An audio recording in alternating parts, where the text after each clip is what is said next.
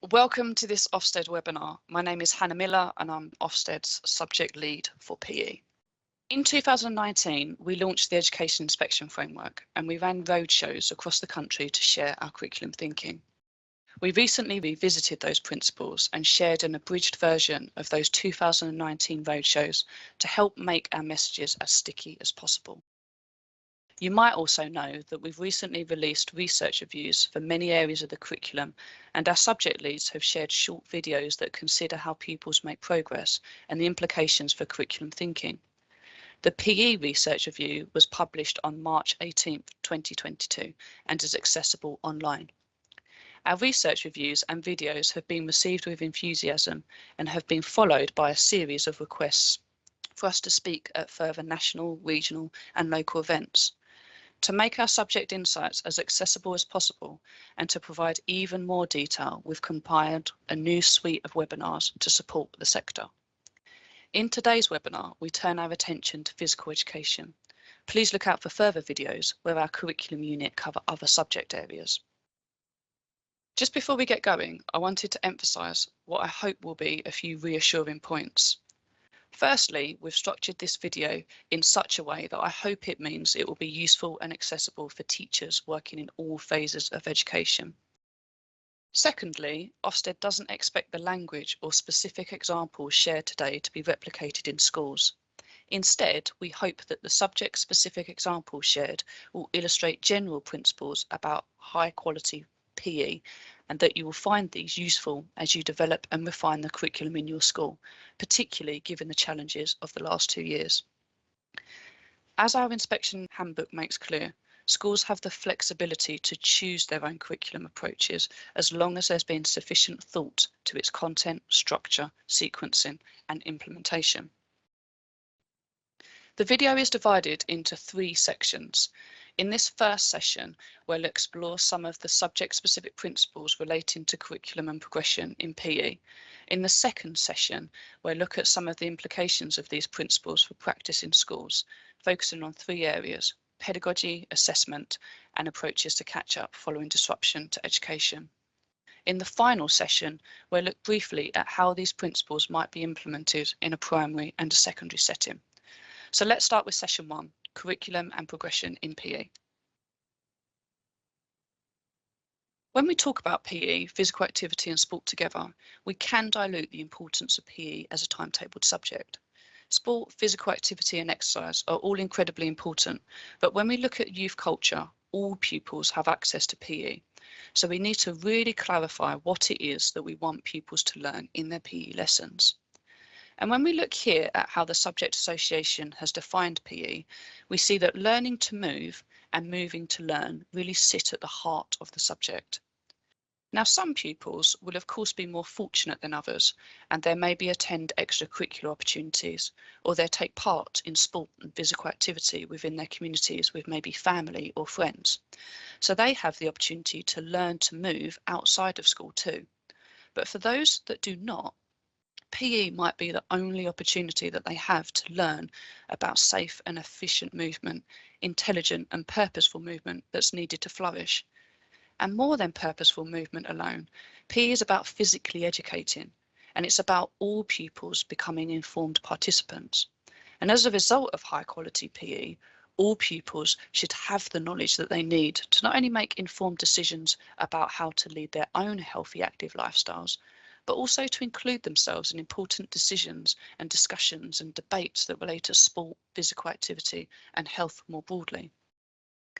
And when we consider learning to move and moving to learn, we start to think about the knowledge that pupils need to be taught and learn within timetabled PE. And the knowledge pupils learn in PE has long been a fascinating area of debate within our profession.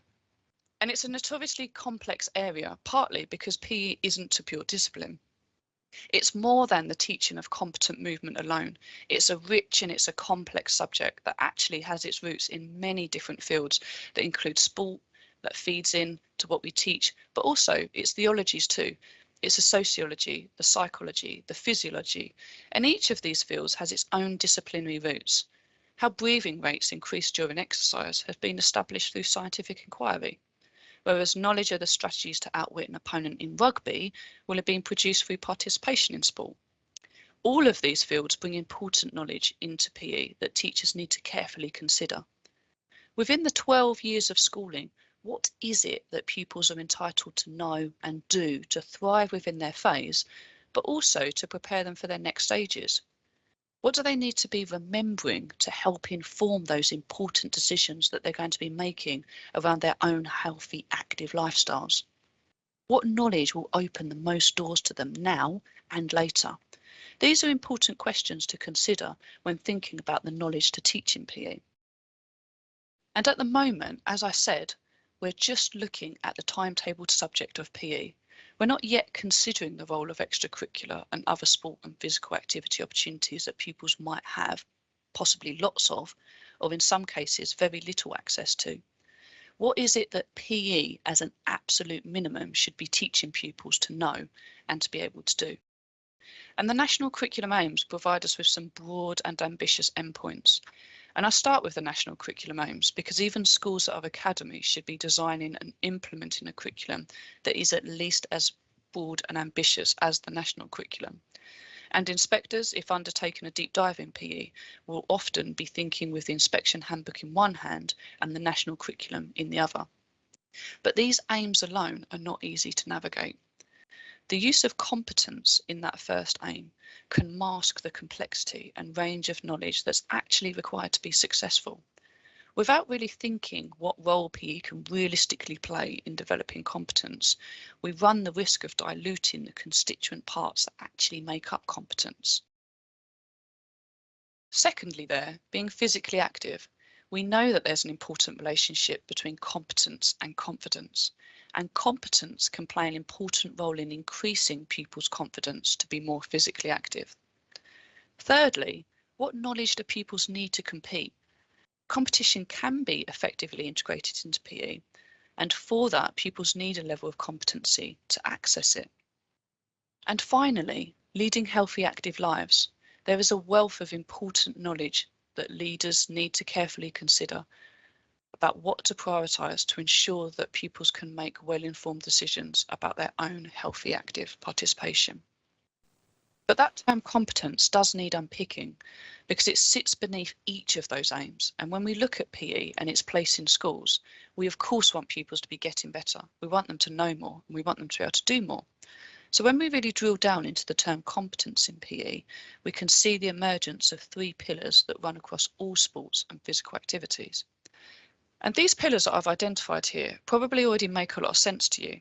Of course, we expect pupils to learn a range of safe and effective movements within PE lessons, movements that become more complex over time. And when we look at activities like athletics, we can see that pupils are taught increasingly complex movements involved in running, throwing and jumping. PE is grounded in physical movement, and developing movement is referenced in the content pupils should be taught at each level of the national curriculum. Safe and efficient movement is part of what it is to be considered competent. But similar to phonic knowledge and reading competence, motor competence alone will not make a competent participant. And that's because movement needs to be informed. You need to move intelligently, and that's our second pillar. You need to know the conventions of an activity or sport to participate, the rules and how you apply them. And this is easy to see in a game-based activity, maybe like hockey, for example. Of course, you need to know the positions, how to attack and defend and so on to be competent. But let's think about athletics again. That's not a game, but it has its own rules, conventions. And you need to know and apply strategies to be successful. Things like how to pace a long distance run or how to manipulate your technique to gain more height in the long jump. So informed movement is supported by knowledge of the conventions of different activities. And then we have the third pillar, healthy participation. So we've got safe and effective and efficient movement, and we've got a developing understanding of purposeful movement and how that's directed and informed by the sport or physical activity being undertaken. But pupils also progress in terms of what they know and can do to participate safely and healthily. Preparing for exercise, recovering, how to motivate and so on. And PE is really well placed to provide pupils with accurate knowledge about this. This knowledge shouldn't be coming from social media or as a list of disconnected facts. it needs to be just as carefully sequenced as the knowledge development within the other two pillars, so that pupils can develop broad and complex understandings. And together, the knowledge within each pillar, within each sport or physical activity, enables a pupil to become increasingly competent in PE. And like I said, each of these pillars can be seen across all activity choices. In gymnastics, just as much as they can in a game-based activity, maybe like netball. I could say that they're conceptually discrete but functionally related. And in the next slide, I'm going to add a little bit more detail to why each of these pillars are so important. So first of all, motor competence. It can be taken for granted that movement competency evolves naturally over time, as though movement milestones are birthday gifts, when in reality, anyone that's attempted to teach a child how to ride a bike knows that it's not that simple. Learning to move efficiently requires the breakdown of quite complex knowledge, and it is complex and abstract to a novice. That means that it needs to be carefully sequenced with lots of clear and explicit instruction, practice and feedback. And the teaching of movement patterns also domain specific. How you move is informed by the environment that you're in. In the PE research review, we refer to the action of throwing a ball. The shape and the size and whether it's being thrown for accuracy or distance influences how the throw is taught. So throwing and catching a netball will share some important differences, but also some similarities with throwing and catching a cricket ball. However, moving pupils too quickly into new contexts can reduce their fluency as they attempt to meet the new contextual demands without adequately having secured the steps required to demonstrate success in one context. And we'll talk more about the importance of time for learning within the curriculum a little later on in this video. Moving on to the second pillar, to engage in any physical activity or sport, you need to know the conventions of the activity. Knowing the principles of attack and defence can guide your movement to more efficiently and effectively participate as a team. Also, to critically engage in discussions about sport and physical activity, you need to know and be able to apply that rich body of knowledge that underpins sports and physical activities. You really need to know the rules of football to be able to comment on a poor refereeing decision, just as much as you need to know the conventions of gymnastics to understand why a particular routine scored a 10. So it's important for your own physical participation, but also your own interest and engagement within sport and physical activity more broadly. Again, the two previous examples are very specific, but when we consider curricular coherence, we can think about that throwing and catching example when we discuss motor competence. And here we can think about the basic principles and attack and defence. They're similar across different invasion games like netball and hockey. And it's through this pillar that we make that knowledge explicit so that pupils, when they come across attack and defence in a new activity, they have some prerequisite knowledge to make those connections and understand those important relationships. Healthy participation. Many of us will know from our own participation in sport and physical activity that to actively engage, you need to know the sport and activity specific dimensions. How you prepare for activity in dance looks different to tennis. The components of fitness to be a successful goalkeeper in football are different to what is required to be a successful striker.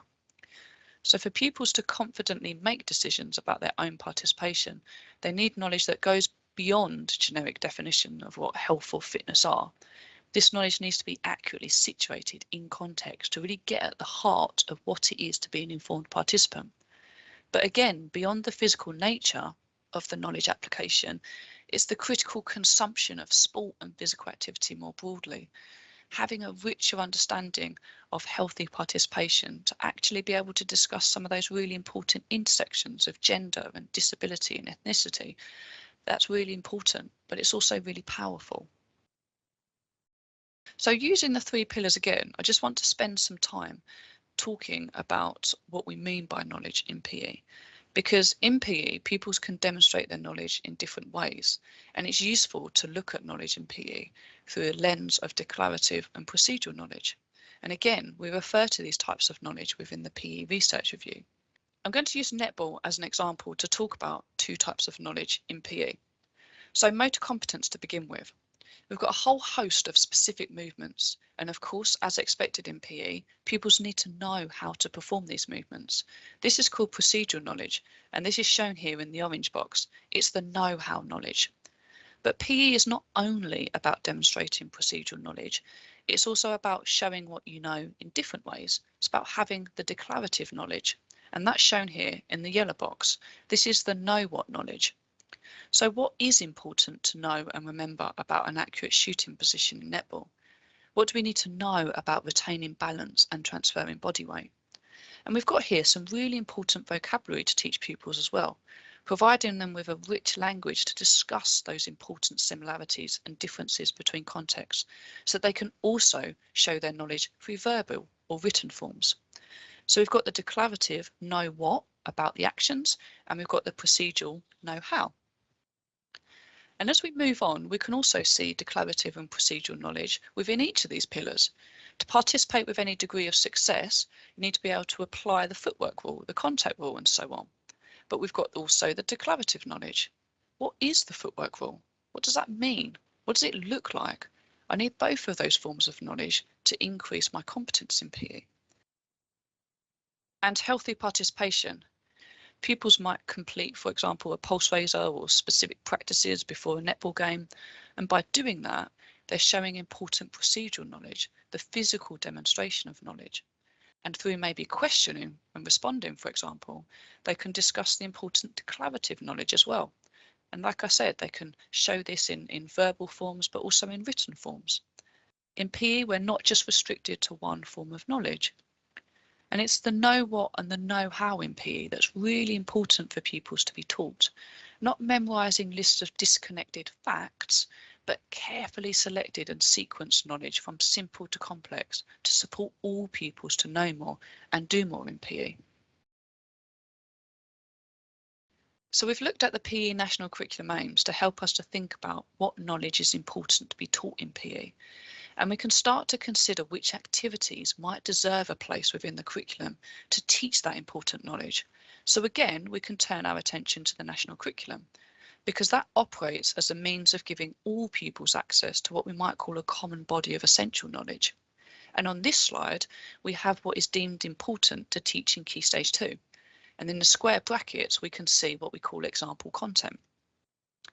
We have to think really carefully about what each activity within the curriculum that we design for our schools, what we've chosen to place within the curriculum, what it adds to a pupil's knowledge to meet those aims of the national curriculum. So we might think about basketball, and it might be that through that activity selection, pupils practice maintaining possession through some carefully conditioned activities. They also build on through comparing and contrasting maybe with handball, what they know about attack and defence, and they also revisit and build on what they know about fitness components, for example. So pupils learn a range of important content from across the three pillars that's connected by that particular context, in this case basketball. They learn an awful lot about the conventions of that activity. They develop their relative fluency, they develop their knowledge of safe and efficient participation, and that will all further be built on through other activities and sports that form part of the curriculum. Because those physical activities and sports, that's our medium in PE. Pupils have from year 3 to 6 to learn this particular content that's on the slide at the moment.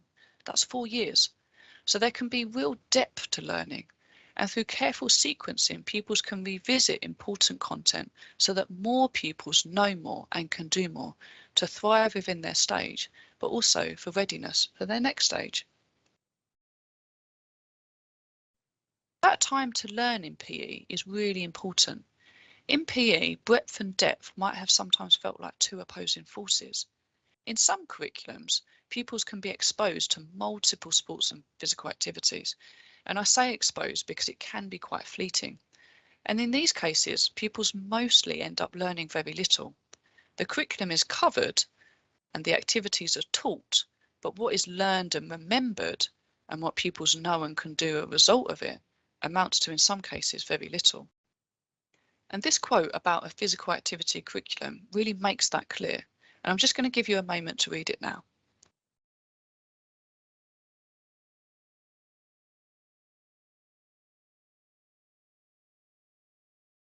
Short unit blocks often do not provide enough time for learning. Pupils can be moved on too quickly, What they need to remember before they're taught the next part is often quite quickly forgotten because they didn't have enough time to practice both the know what and the know how.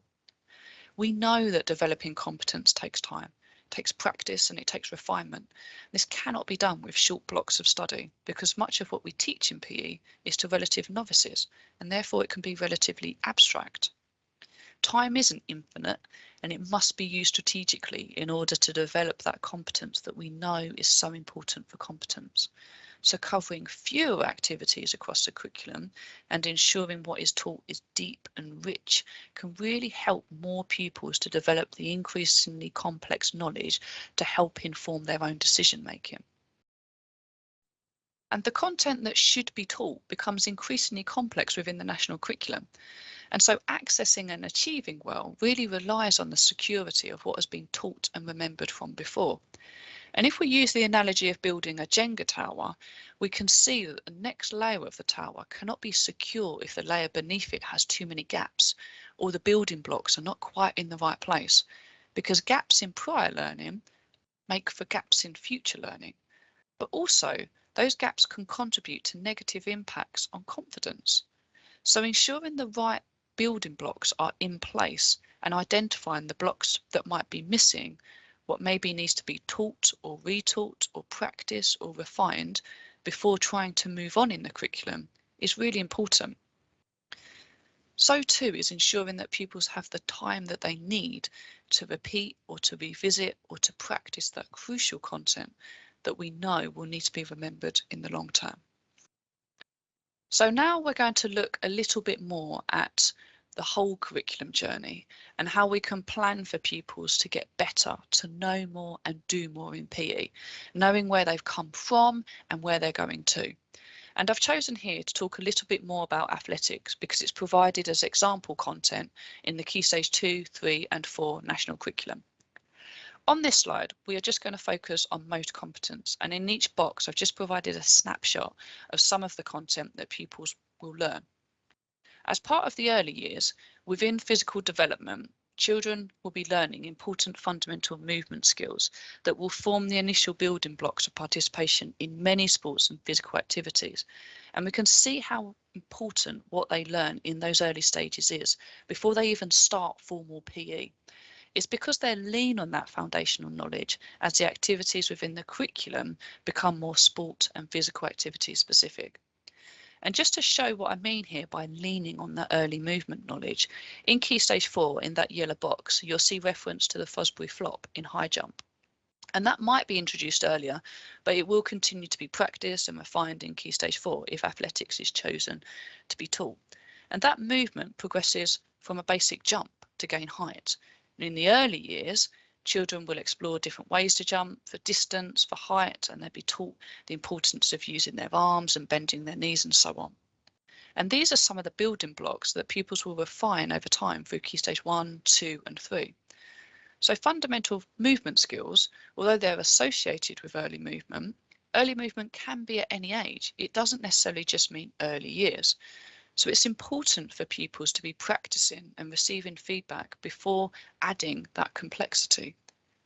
Jumping, in terms of the example that we're talking about here, is also involved in many other different activities. And it's these same foundations from the early years when we look particularly at motor competence that pupils will lean on heavily. So it's vital that they have that high quality instruction, practice and feedback to develop their competence. And we're going to talk a little bit more about fundamental movement skills later on in this video. And we also discuss them in the PE research review. And again, staying with athletics, we can see the building blocks of developing pupils' knowledge of rules, strategies and tactics, and how that starts in the early years within the physical development. The knowledge that children gain here and what they practice and receive feedback on is important to enable them to thrive within their phase, but also to support them in securing readiness for later learning. We see the importance of language development too, so that pupils can name the different conventions. Sharing those names and that language with pupils supports them to participate in the broadest sense, so that over time pupils can discuss and they can evaluate different performances that can complement showing what they know through their physical actions as well. And we can see when we look at athletics, that athletics might be an activity that's taught in multiple years throughout the PE curriculum, how that provides time for spaced repetition and the addition of complexity. What is important here is to carefully sequence and make explicit links to prior knowledge, that pupils can connect their knowledge to prior learning, so that pupils are not just repeating previous content because important knowledge has been forgotten, but instead they're revisiting, they're deepening and they're enriching. And finally, healthy participation. Again, just a flavour of the knowledge that evolves here over time. What pupils know and what they can show about how to participate healthily. And the early years makes a really great start here, establishing that broad foundation and beginning to learn about what exercise is and why it might be important. And we can then think about what pupils learn as part of reception, for example. What is it that they learn in reception that will help them to learn more PE in the future? As pupils progress, leaders and teachers need to make careful decisions about what is it that pupils need to know and be able to do to make informed decisions about leading their own healthy active lifestyles to meet that fourth national curriculum aim. Again, this isn't about disconnected facts, but this is about carefully sequenced and linked knowledge to what is being taught. So we can see the importance of breaking down key curriculum content into smaller chunks and ordering it to support pupils to know more and do more. Really thinking about those stepping stones to meet the aims of the national curriculum. Along with other activities, leaders can think about where pupils first encounter important knowledge, where they might revisit it, where they develop it through increasing complexity, but also through comparing and contrasting that knowledge through what they learn in other activities that have been selected to be part of the national curriculum. And that's interesting because we could have used dance as an example across the last couple of slides to look closer at breaking down key curriculum content. And we'd see clearly the importance of developing motor competence, the range of movements and accuracy and efficiency of those movements that will be taught and practiced and revisited and refined and developed over time. And then within the rules, strategies and tactics pillar, we'd see the development of important knowledge of the characteristics of different styles of dance, for example, in terms of actions and dynamics and spatial features and so on. And then here in this slide, we'll see the importance of knowledge of fitness components, how to prepare and recover from participation and the health benefits of participation. And they'd all be specific to the context, dance. But here we've spoken in more detail about athletics. And hopefully you can see through these last few slides that knowing more, doing more and remembering more in PE is more than being taught sport technique alone. And as with all examples provided, they're used to illustrate a point, not provide exemplars. That idea of breaking down large composite skills is important because it's the practicing of the smaller elements that make up the whole. Teamwork, shown here, is a large composite skill. A pupil might demonstrate great teamwork in netball because they know the rules, the positions, how to pass, and the methods to outwit an opponent, and they can move efficiently enough to demonstrate all of this. So their teamwork really shines through. If a pupil doesn't have that important knowledge to think with, that important underpinning knowledge that sits beneath teamwork, that important declarative and procedural knowledge, then developing teamwork becomes really difficult because teamwork, similar to leadership, is informed by the context. So to develop these composite skills like teamwork, what sits beneath them needs to be explicitly identified, sequenced and taught.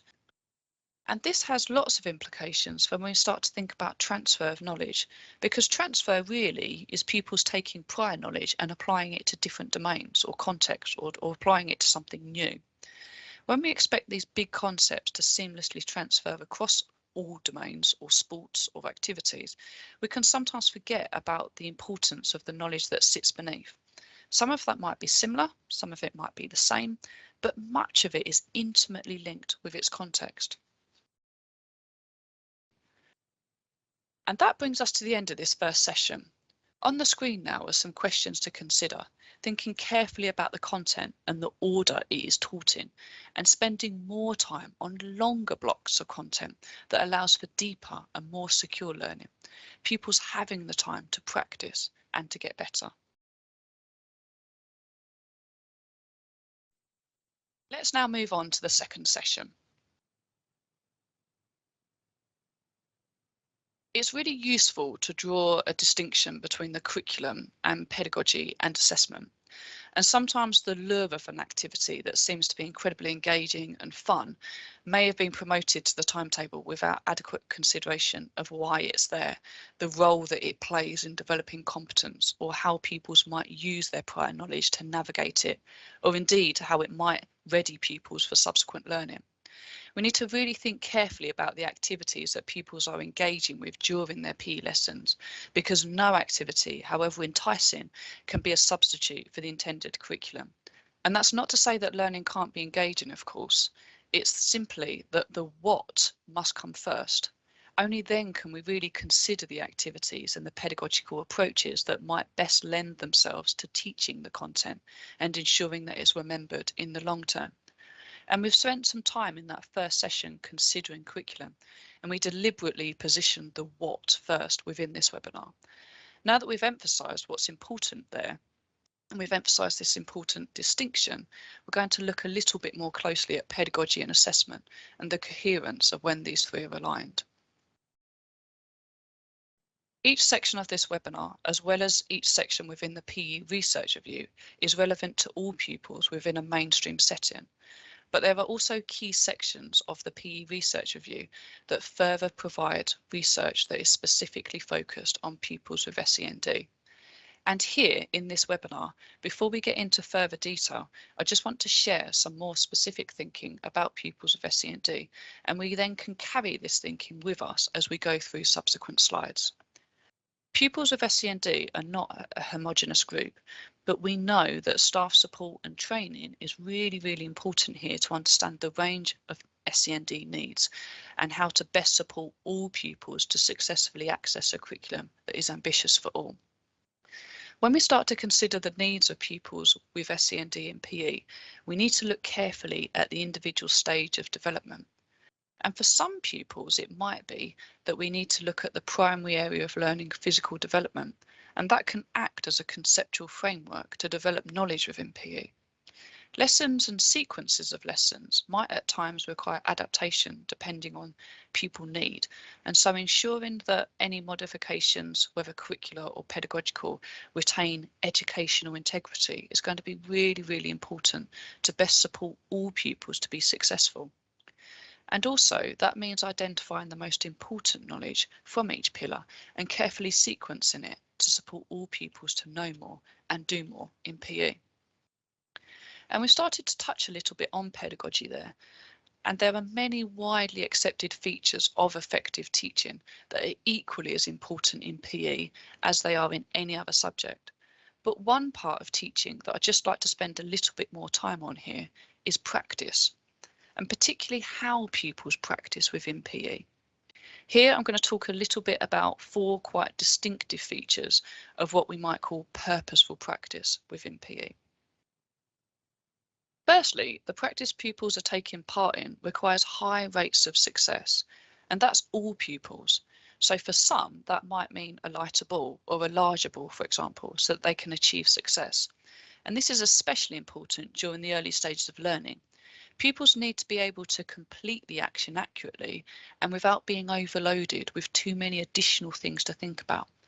And when we think really clearly about defining what we mean by high success rates, we mean consistent but not constant success. And that's discussed further within the PE Research Review. And that also takes us on to the idea that scaffolding needs to fade over time.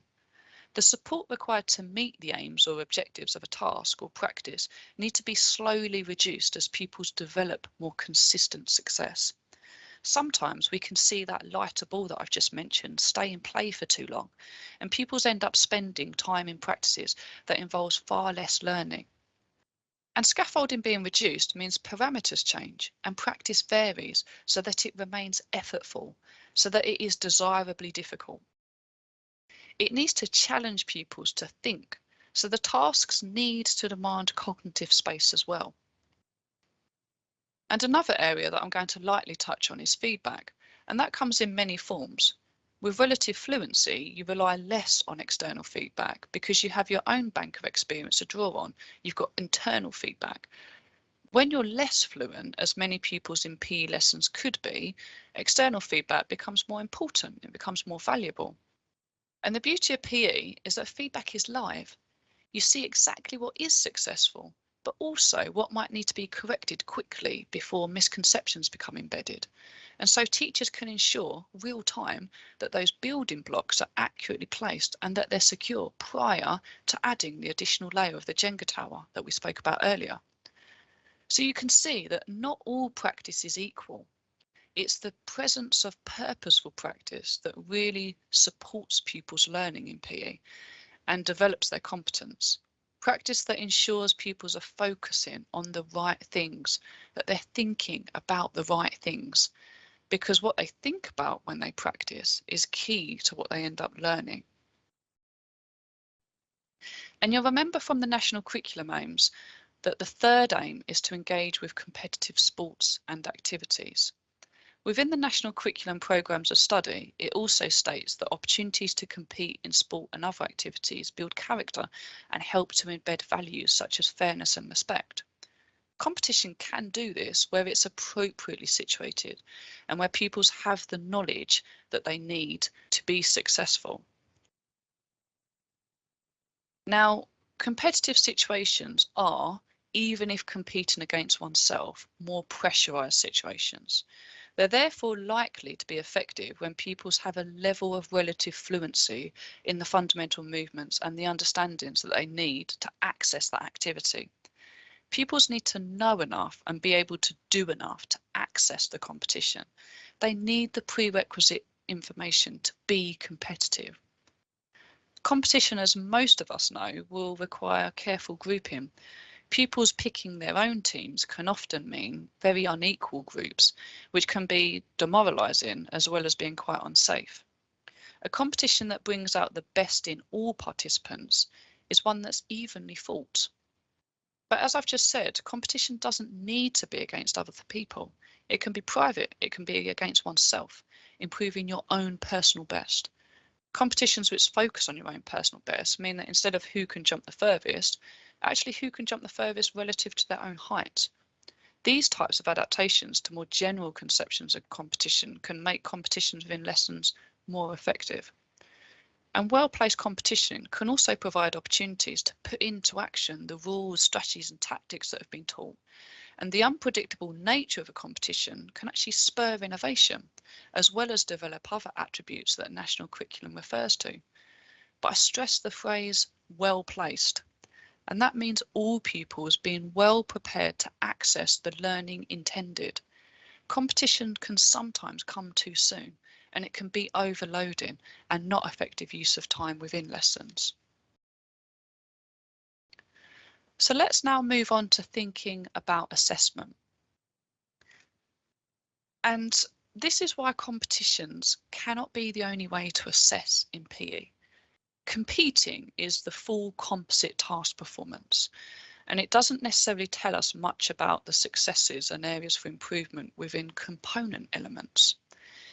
If we observed a football game, we might only see a pupil touch the ball 3 times during the whole game.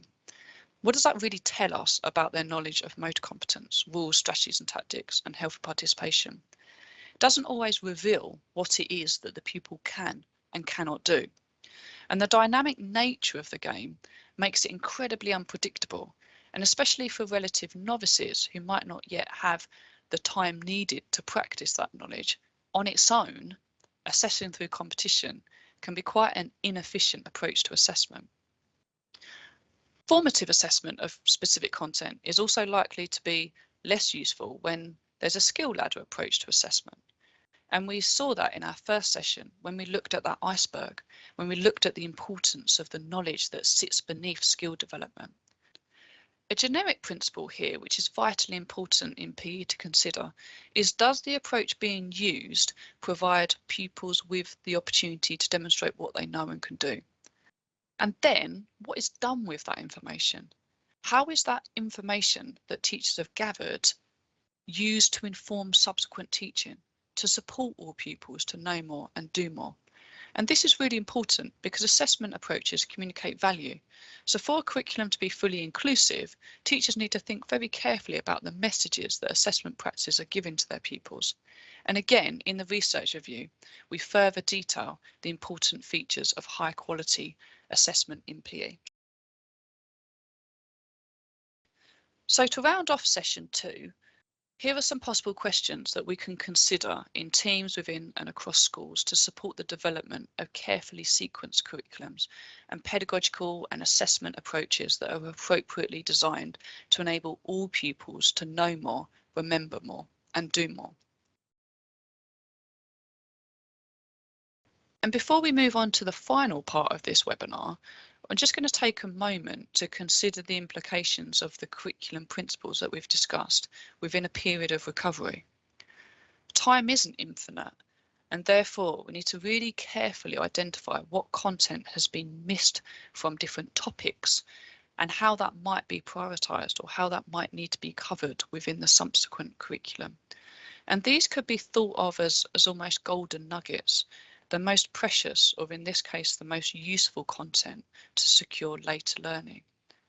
And it might be that the most productive way to remedy that mislearning might be through adjustments to the curriculum.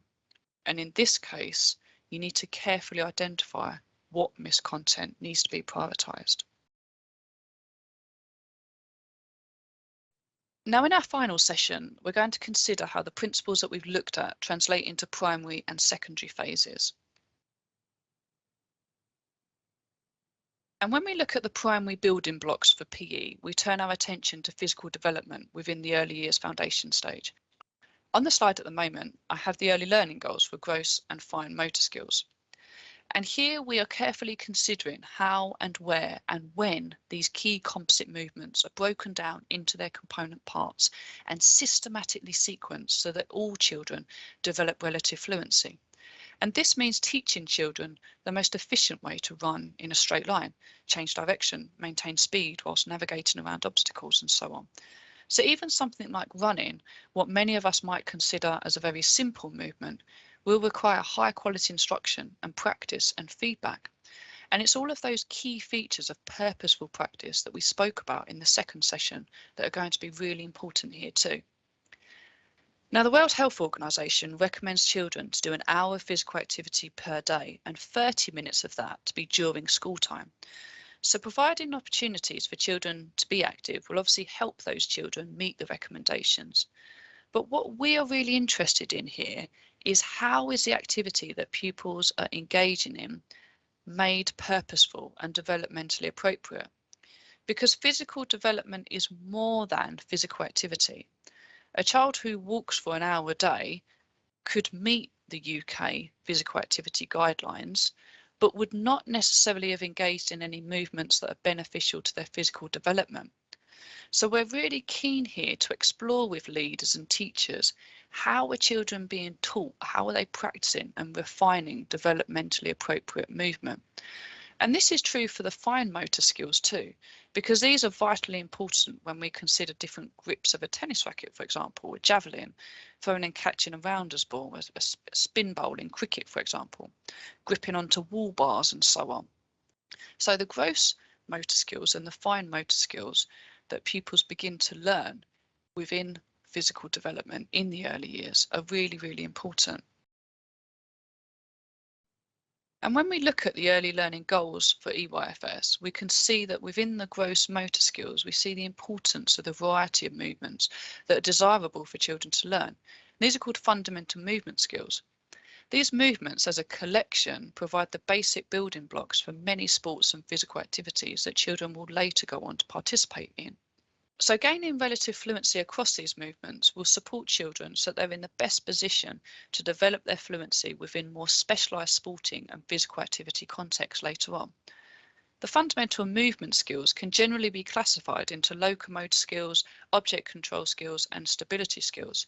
And these do need to be taught because although rudimentary movement patterns may be naturally developed within free play, a mature form of movement competence is less likely to be achieved without appropriate instruction, practice, encouragement and feedback.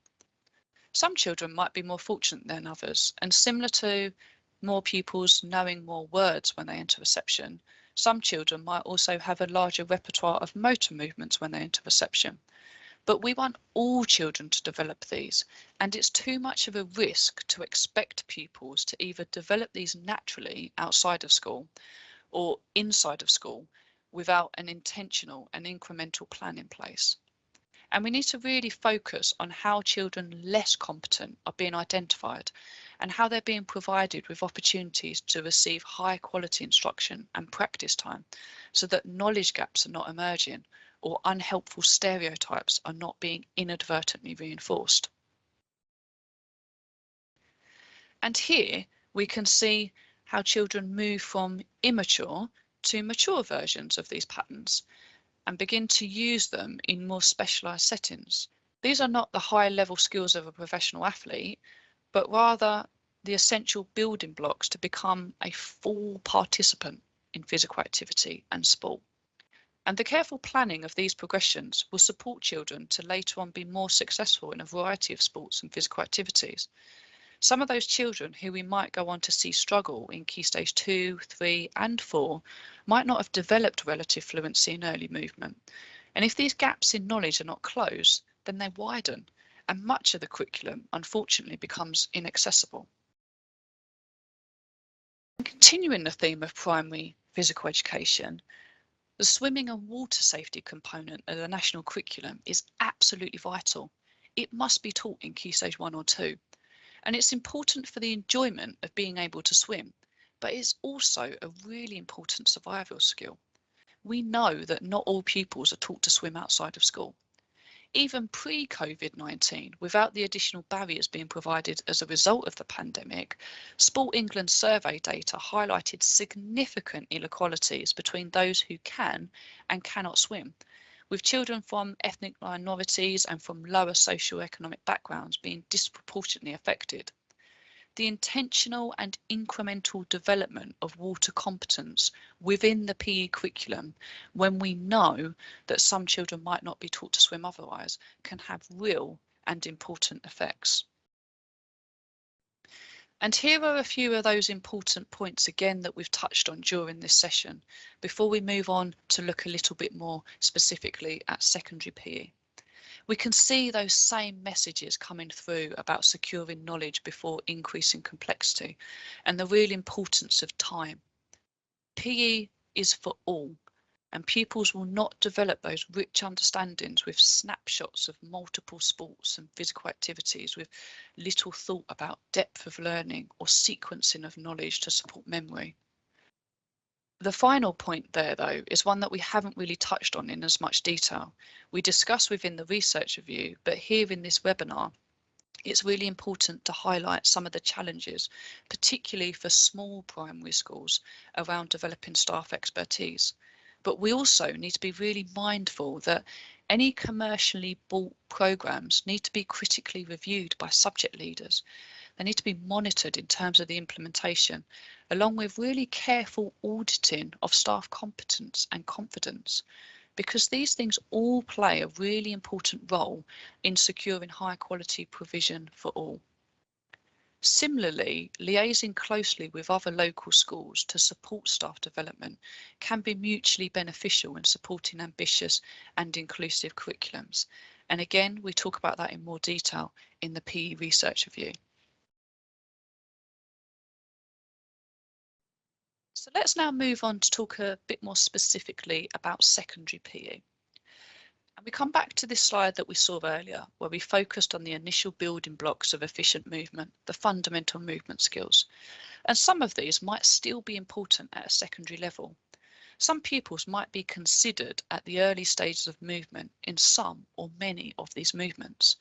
If pupils do not have relative fluency in these movements, it can be difficult to access more sport and physical activity specific movement patterns later on. So knowing how to break down these composite skills and isolate the smaller building blocks that pupils might be missing or not securing, or being able to spot quickly pupil misconceptions will be really valuable when planning how to support all pupils to improve. And this slide really highlights the importance of having that secure knowledge around early movement so that all pupils are supported to know more and do more in PE. Going back to that Jenga tower analogy, we know the importance of securing the foundational layers before we add additional complexity. And a final consideration is that PE is compulsory between Key Stage 1 to 4. But at Key Stage 4, pupils might in some schools have the opportunity to complement their compulsory PE with a PE qualification. So perhaps a GCSE qualification as well as their compulsory PE lessons. So a question that we need to think carefully about is, do all pupils by the end of year 11 have the important knowledge that they're entitled to support them making informed decisions about their own healthy active lives? Clearly, there will be some differences in complexity of understanding because some pupils will have taken a qualification in PE. But we do need to carefully consider what knowledge is absolutely vital to know and show whether you take the qualification in PE or not. And the PE curriculum all the way through to Key Stage 4, how is it building this knowledge over time? And how is it carefully linking that knowledge to the activities that are being taught? And here on the slide, we can see some key takeaways from secondary. Much of the content from session 1 and 2 is being reinforced here around the knowledge that pupils are entitled to know and show to develop their competence. And again, the importance of time for depth of learning and how important decisions need to be made about what activities best develop that knowledge to meet the national curriculum aims. Remembering that really important fourth one around healthy active lives and ensuring that all pupils have important knowledge to inform their decisions. To reassure you all, Ofsted have judged schools to be outstanding with very different and ranging curriculum structures. While of course it can't be appropriate that with curriculum structure and content anything goes, schools should have the flexibility in choosing structure and content. But a high quality PE curriculum is constructed with thought and care, and it outlines clearly the curricular goals. It sets out the components to achieve these and thus builds understanding and the capacity for skillful participation. So many thanks for taking the time to watch this video today. If you haven't already read them, you might find our subject research reviews helpful. Simply search by subject in your browser. Our YouTube channel also has a playlist of other subject webinars and many more videos about our work here at Ofsted. So I want to finish this webinar by saying a big thank you for everything that you do within your roles, within your schools to support pupils, and we wish you all the very best.